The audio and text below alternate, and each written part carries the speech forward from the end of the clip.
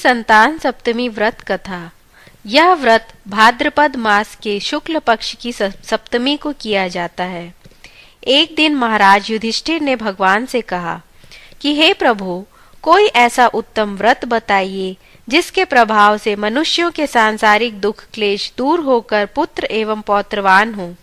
यह सुनकर भगवान बोले, हे राजन, तुमने बड़ा ही उत्तम प्रश्न किया है। मैं तुमको एक पौराणिक इतिहास सुनाता हूँ, ध्यान पूर्वक सुनो। एक समय श्री लोमश ऋषि ब्रजराज की मथुरापुरी में वासुदेव देवकी के घर गए। ऋषिराज को आया हुआ देखकर दोनों ने अत्यंत प्रसन्नता से उनका उत्तम तरीके से स्वागत किया। उनको उत्तम आसन पर बैठाकर उनकी अनेक प्रकार से वंदना तथा सत्कार किया।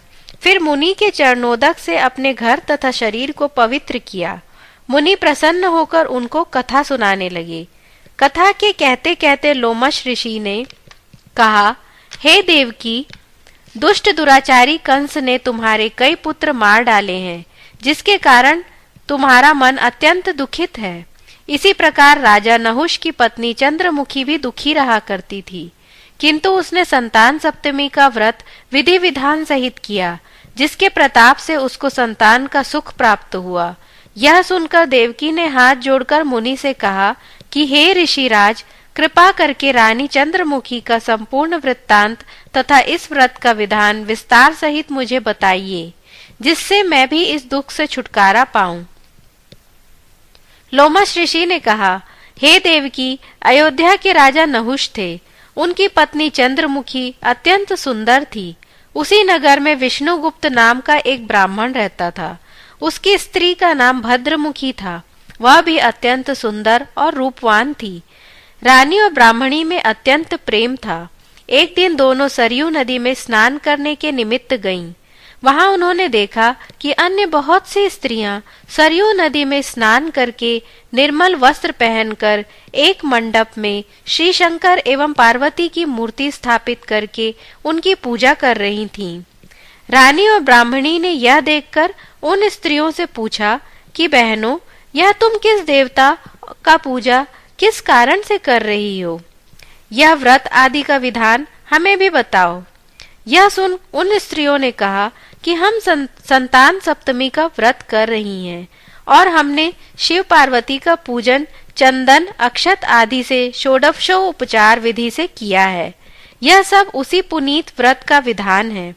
यह सुनकर रानी और ब्राह्मणी ने भी इस व्रत के करने का मन ही मन संकल्प किया और घर वापस लौट आई।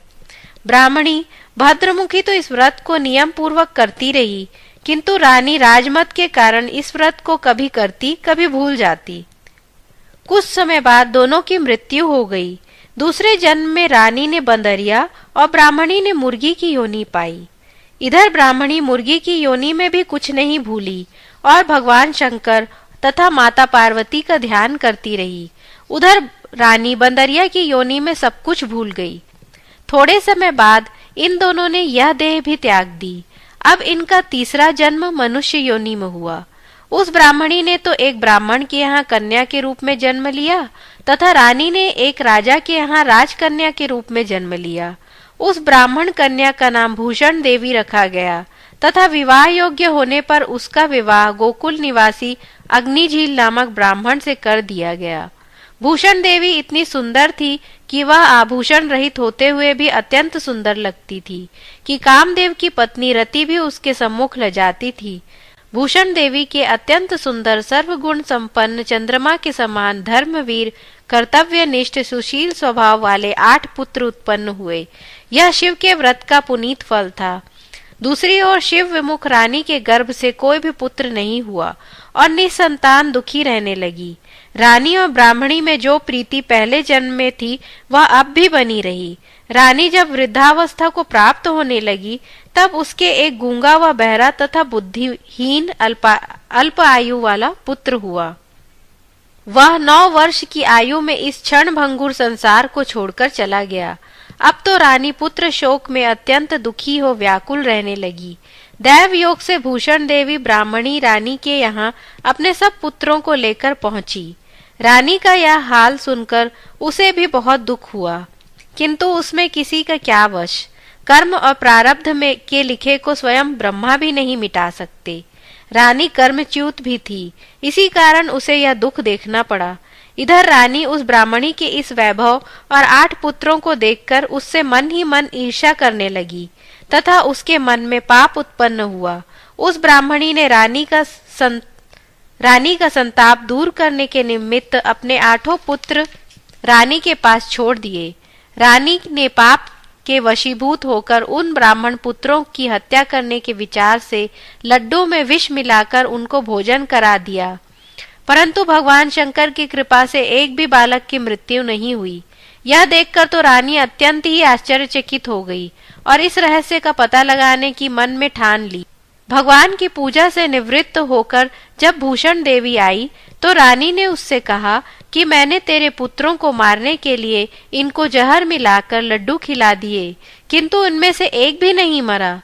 तूने ऐसा कौन सा दान पुण्य व्रत किया है जिसके कारण तेरे पुत्र भी नहीं मरे और तू नित्य नए सुख भोग रही है? तू बड़ी सौभाग्यवती है। इस सब का भेद तू मुझे निष्कपट होकर समझा, मैं तेरी बड़ी ऋणी रहूंगी।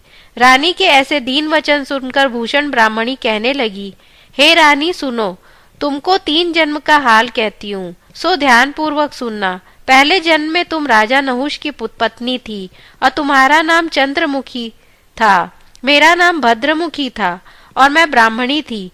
हम तुम अयोध्या में रहते थे, मेरी तुम्हारी बड़ी प्रीति थी। एक दिन हम तुम दोनों सरयू नदी में स्नान करने गए और दूसरी स्त्रियों को संतान सप्तमी का उपवास शिवजी का पूजन अर्चन करते देखकर हमने तुमने भी उस व्रत को करने की प्रतिज्ञा की थी।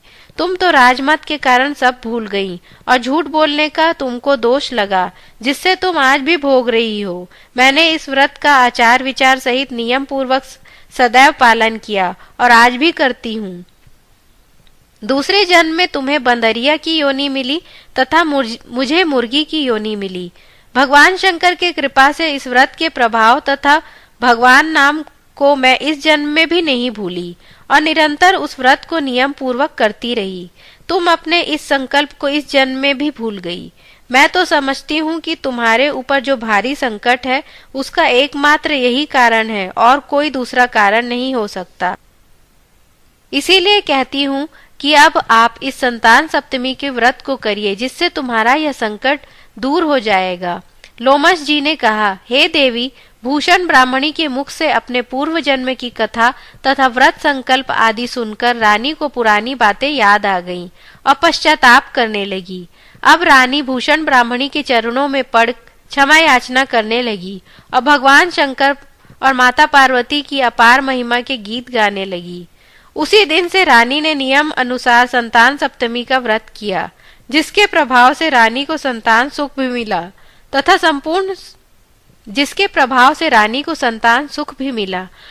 संपूर्ण सुख भोग कर रानी शिवलोक को गई। भगवान शंकर के जिसके प्रभाव से रानी को संतान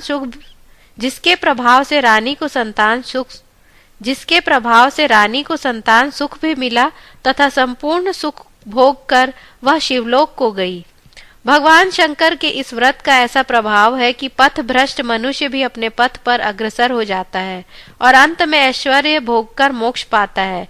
लोमश ऋषि ने कहा कि हे देवकी, इसलिए मैं तुमसे भी कहता हूँ कि तुम भी इस व्रत को करने का दृढ़ संकल्प अपने मन में करो, तो तुमको भी संतान सुख प्राप्त होगा। इतनी कथा सुनकर देवकी हाथ जोड़कर लोमश ऋषि से पूछने लगी, हे ऋषिराज, मैं इस पुनीत व्रत को अवश्य करूंगी, किंतु आप इस कल्याणकारी एवं संतान सुख देने वाले व्रत का विधान, नियम, विधि आदि विस्तार से समझाइए। यह सुनकर ऋषि बोले, हे देवकी, यह पुनीत व्रत भादों के महीने की शुक्ल पक्ष की सप्तमी के दिन किया जाता है। उस दिन ब्रह्म मुहूर्त में उठकर किसी नदी अथवा कुएं के पवित्र जल में स्नान करके निर्मल वस्त्र पहनना चाहिए। फिर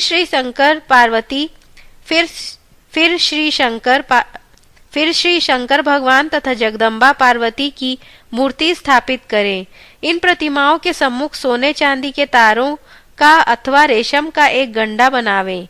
उस गंडे में 7 गांठें लगानी चाहिए।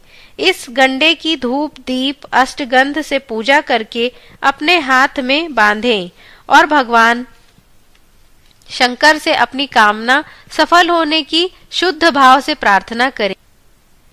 तदंतर 7 पुआ बनाकर भगवान को भोग लगावे और साथ ही पुआ एवं यथाशक्ति सोने और चांदी की एक अंगूठी बनाकर इन सबको एक तांबे के पात्र में रखकर और उनका षोडशोपचार विधि से पूजा करके किसी सदाचारी धर्मनिष्ठ कर्मनिष्ठ सत्पात्र ब्राह्मण को दान में दे देवें। इसके पश्चात 7 पुआ स्वयं प्रसाद के रूप में ग्रहण करें। इस प्रकार इस व्रत का पारायण करना चाहिए। प्रति मास की शुक्ल पक्ष की सप्तमी के दिन हे देवकी, इस व्रत को इस प्रकार नियम पूर्वक करने से समस्त पाप नष्ट होते हैं और भाग्यशाली संतान उत्पन्न होती है तथा अंत में शिवलोक की प्राप्ति होती है। हे देवकी, मैंने तुमको संतान सप्तमी का व्रत संपूर्ण विधान विस्तार सहित वर्णन करके सुनाया है। इसको अब तुम नियम पूर्वक करो, जिससे तुमको उत्तम संतान प्राप्त होगी। इतनी कथा कहकर भगवान आनंद कंद श्री कृष्ण ने धर्म अवतार युधिष्ठिर से कहा कि लोमश जी इस प्रकार हमारी माता को शिक्षा देकर चले गए। ऋषि के कथानुसार हमारी माता देवकी ने इस व्रत को नियम पूर्वक किया, जिसके प्रभाव से हम उत्पन्न हुए। यह व्रत विशेष रूप से स्त्रियों को तो कल्याणकारी है ही, परंतु पुरुष को भी समान रूप से कल्याणदायक है। संतान सुख देने वाला, पापों का नाश करने वाला यह उत्तम व्रत है, जिसे स्वयं भी करें तथा दूसरों से भी करवाएं। नियम पूर्वक जो इस व्रत को करता है और भगवान शंकर एवं पार्वती को सच्चे मन से याद करता है और उनकी आराधना करता है, वह निश्चय ही अमर यश को प्राप्त करके अंत में शिवलोक को प्राप्त होता है। व्रत कथा समाप्त होती है। ओम नमः शिवाय।